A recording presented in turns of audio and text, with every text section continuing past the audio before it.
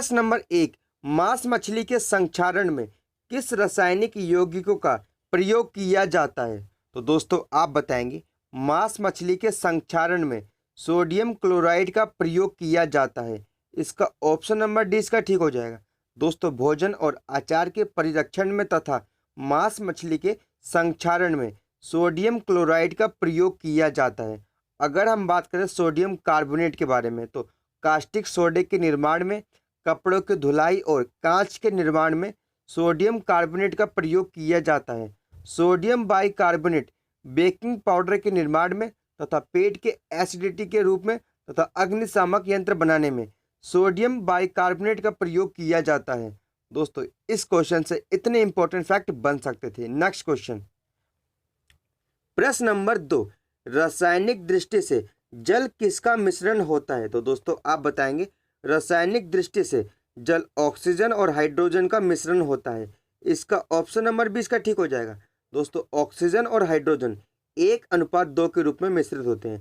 दोस्तों इसका अणुसूत्र कितना होता है? तो आप बताएंगे जल का अणुसूत्र होता है H2O। इसमें हाइड्रोजन का 2 अणु तथा ऑक्सीजन के 1 अणु मिलकर आपस में कोवेलेंट बॉन्ड यानी सहसंयोजक बंध द्वारा जुड़े होते हैं। जल का अणुभार कितना होता है? तो आप बताएंगे जल का अणुभार 18 होता है। कितना होता है? 18 होता है। जल में लवण की मात्रा बढ़ने पर जल नमकीन हो जाता है। शुद्ध जल यानी पीने योग्य पानी का पीएच मान कितना होता है? तो आप बताएंगे पीने योग्य पानी का पीएच मान होता है 7। कितना होता है? 7 होता है। यानी जो जल होता है वह उदासीन होता है। नेक्स्ट क्वेश्चन, प्रश्न नंबर 3, निम्नलिखित में से किसे समुद्री चूहा कहा जाता है? तो दोस्तों निम्नलिखित में से एफ्रोडाइट को समुद्री चूहा कहा जाता है। इसका ऑप्शन नंबर डी इसका ठीक हो जाएगा। दोस्तों नेरिस को सीपी कृमि या चीर कृमि कहा जाता है, जबकि केंचुए को किसानों का मित्र कहा जाता है। नेक्स्ट क्वेश्चन, प्रश्न नंबर 4, उर्वरता का बैरोमीटर किस जीव को कहा जाता है? दोस्तों मोस्ट इंपॉर्टेंट क्वेश्चन है। उर्वरता का बैरोमीटर निम्नलिखित में से केंचुआ यानी अर्थवॉर्म को कहा जाता है। इसका ऑप्शन नंबर इसका सही हो जाएगा। दोस्तों केंचुआ जो होता है इसका शरीर बेलना आकार कोमल तथा कृमिवृत्त रहता है। इसके अंदर जो प्रचलन होता है वो काइटिन की बनी सीटी द्वारा होता है। इसमें रुधिर परिसंचरण तंत्र विकसित होता है। दोस्तों नेक्स्ट क्वेश्चन की तरफ चलते हैं। प्रश्न नंबर 5, मल में दुर्गंध उत्पन्न होती है। दोस्तों आप बताएंगे मल में इंडोल तथा स्केटोल नामक अमीनो अम्ल के कारण मल में दुर्गंध उत्पन्न होती है। यानी इसका ऑप्शन नंबर सी इसका ठीक हो जाएगा।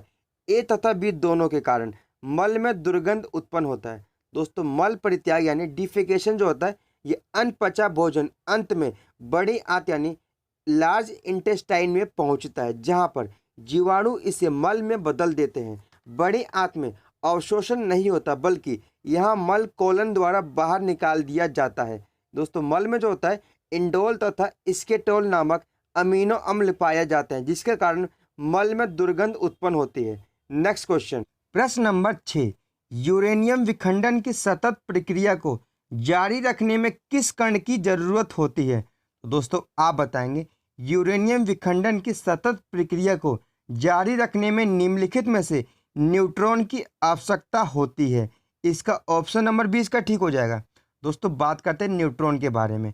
तो न्यूट्रॉन की खोज 1931 ईस्वी में जेम्स चैडविक महोदय ने की थी। किसने की थी? जेम्स चैडविक महोदय ने 1931 ईस्वी में न्यूट्रॉन की खोज की थी। न्यूट्रॉन आवेश रहित रहता है, यानी इस पर कोई भी आवेश नहीं पाया जाता है। दोस्तों न्यूट्रॉन जो होता है यह नाभिक में प्रोटॉन के साथ मौजूद रहता है। अगर हम बात करें इलेक्ट्रॉन के बारे में तो दोस्तों इलेक्ट्रॉन की खोज जे थॉमसन महोदय ने की थी। इस पे नेगेटिव चार्ज पाया जाता है। यह नाभिक के चारों ओर पाया जाता है। अगर हम बात करें प्रोटॉन की तो दोस्तों ये नाभिक में पाया जाता है। इसकी खोज रदरफोर्ड ने 1911 में की थी, परंतु इसका नामकरण 1920 में गोल्डस्टीन महोदय ने किया था। दोस्तों बात करते हैं यूरेनियम के बारे में। दोस्तों यूरेनियम की खोज 1789 ईस्वी में मार्टिन हेनरिक क्लेप्रेथ ने की थी। किसने की थी? 1789 ईस्वी में मार्टिन हेनरिक क्लेप्रेथ ने यूरेनियम की खोज की थी। यूरेनियम का जो एटॉमिक नंबर है 92 है।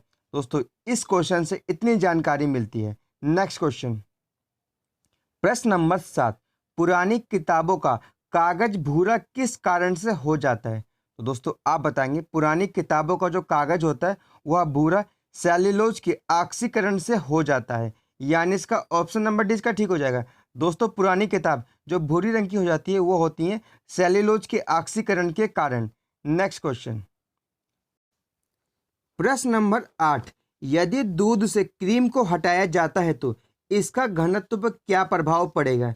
दोस्तों आप बताएंगे यदि दूध से क्रीम को हटाया जाता है तो इसका घनत्व बढ़ता है, यानी इसका ऑप्शन नंबर 20 का ठीक हो जाएगा। दोस्तों बात करते हैं दूध के बारे में, तो दोस्तों दूध में कौन सा अम्ल पाया जाता है, तो आप बताएंगे दूध में लैक्टिक अम्ल पाया जाता है। नेक्स्ट क्वेश्चन, प्रश्न नंबर 9, निम्नलिखित में से टेबल शुगर के नाम से कौन जाना जाता है। तो दोस्तों निम्नलिखित में से टेबल शुगर के नाम से जाना जाता है सुक्रोज, यानी इसका ऑप्शन नंबर इसका सही हो जाएगा। दोस्तों बात करते हैं सुक्रोज के बारे में। सुक्रोज का जो रासायनिक सूत्र होता है C12H22O11 होता है। क्या होता है? C12H22O11 होता है। दोस्तों इसका मेल्टिंग पॉइंट होता है 186 डिग्री सेल्सियस। कितना होता है? 186 डिग्री सेल्सियस इसका मेल्टिंग पॉइंट होता है। दोस्तों जो सुक्रोज होता है ये जल में घुलनशील होता है। नेक्स्ट क्वेश्चन, प्रश्न नंबर 10, सेब में पाया जाने वाला अम्ल होता है। तो दोस्तों सेब में कौन सा एसिड पाया जाता है, तो आप बताएंगे सेब में मेलिक एसिड पाया जाता है। इसका ऑप्शन नंबर डी इसका ठीक हो जाएगा। दोस्तों सेब का जो रंग होता है लाल, वो किस कारण से होता है, तो आप बताएंगे एंथोसाइनिन के कारण सेब का रंग लाल होता है। दोस्तों सेब जो होता है इसमें आयरन, विटामिन ए तथा विटामिन सी प्रचुर मात्रा में पाया जाता है। दोस्तों सेब को फॉल्स फ्रूट कहते हैं। प्रश्न नंबर 11, वह कीट जो मनुष्य में बीमारियां फैलाते हैं उनको कहा जाता है। दोस्तों क्या कहा जाता है, तो आप बताएंगे उन्हें वेक्टर्स कहते हैं। क्या कहते हैं? वह कीट जो मनुष्य में बीमारियां फैलाते हैं उन्हें वेक्टर्स कहते हैं। इसका ऑप्शन नंबर 20 का ठीक हो जाएगा। नेक्स्ट क्वेश्चन, प्रश्न नंबर 12, स्टेथोस्कोप का आविष्कार किसने किया था। तो दोस्तों आप बताएंगे रेने लिनेक ने 1781 ईस्वी में स्टेथोस्कोप का आविष्कार किया था, यानी इसका ऑप्शन नंबर इसका सही हो जाएगा। दोस्तों बात करते हैं डेनियल गैब्रियल फॉरेनहाइट के बारे में। इन्होंने थर्मामीटर का आविष्कार किया था। अगर हम बात करें जेकेडियम जेनसन के बारे में, इन्होंने माइक्रोस्कोप का आविष्कार किया था। नेक्स्ट क्वेश्चन, प्रश्न नंबर 13, निम्न में से किस वैज्ञानिक ने स्थिर अनुपात यानी कांस्टेंट प्रोपोर्शन का नियम दिया था। तो दोस्तों आप बताएंगे जोसेफ प्राउस्ट ने कांस्टेंट प्रोपोर्शन का नियम दिया था। दोस्तों इस नियम को law of constant composition state भी कहा जाता है। नेक्स्ट क्वेश्चन, प्रश्न नंबर 14, निम्न में से कौन एक रासायनिक अभिक्रिया है। तो दोस्तों निम्नलिखित में से आपको उस कथन का चयन करना जो एक रासायनिक अभिक्रिया होगी। पहला कथन, आयोडीन क्रिस्टलों का ऊर्ध्वपातन। दोस्तों एक यह भौतिक अभिक्रिया है, रासायनिक अभिक्रिया नहीं है। दूसरा कथन, मक्खन का खट्टा होना, यह एक रासायनिक अभिक्रिया है, यानी इसका ऑप्शन नंबर 20 का ठीक हो जाएगा। दोस्तों बात करते हैं बर्फ का पिघलना, यह भी एक भौतिक अभिक्रिया है। गीले कपड़े का सूखना, यह भी एक भौतिक अभिक्रिया है, यानी इसका ऑप्शन नंबर 20 का ठीक हो जाएगा। मक्खन का खट्टा होना एक रासायनिक अभिक्रिया होती है। नेक्स्ट क्वेश्चन, प्रश्न नंबर 15, निम्न में से कौन सा कथन गलत है। तो दोस्तों निम्नलिखित में से आपको उस कथन का चयन करना जो गलत होगा। पहला कथन, सोडियम हाइड्रोक्साइड की क्षारीय प्रकृति सोडियम आयनों की उपस्थिति के कारण होती है, यह कथन गलत है, यानी इसका ऑप्शन नंबर इसका सही हो जाएगा। दोस्तों बात करते हैं ऑप्शन बी के बारे में, गैर मेटेलिक ऑक्साइड प्रकृति में अम्लीय होते हैं, यह दोस्तों सही कथन है। नींबू में साइट्रिक अम्ल होता है, यह भी कथन सही है। फेनोल्फथेलिन साबुन के घोल में गुलाबी बन जाता है, यह भी कथन सही है, यानी इसका ऑप्शन नंबर इसका सही हो जाएगा।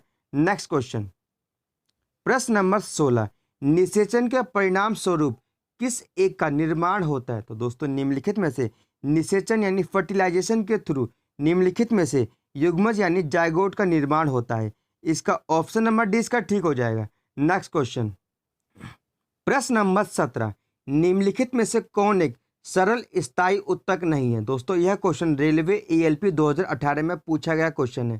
तो इसमें निम्नलिखित में से जाइलम जो होता है यह एक सरल स्थायी उत्तक नहीं है, यानी इसका ऑप्शन नंबर इसका सही हो जाएगा। दोस्तों जो जाइलम होता है यह पौधों में जल के परिवहन में मुख्य भूमिका निभाता है। नेक्स्ट क्वेश्चन, प्रश्न नंबर 18, वास्तविक प्रतिबिंब पाने के लिए एक वस्तु 20 सेंटीमीटर फोकस दूरी वाले अवतल दर्पण से 30 सेंटीमीटर की दूरी पर रखी हुई है। दर्पण से प्रतिबिंब की दूरी क्या होगी? दोस्तों दर्पण से प्रतिबिंब की दूरी होगी 60 सेंटीमीटर, यानी 60 सेंटीमीटर इसकी दूरी होगी। इसका ऑप्शन नंबर इसका सही हो जाएगा ए। नेक्स्ट क्वेश्चन, प्रश्न नंबर 19, विभिन्न जैविक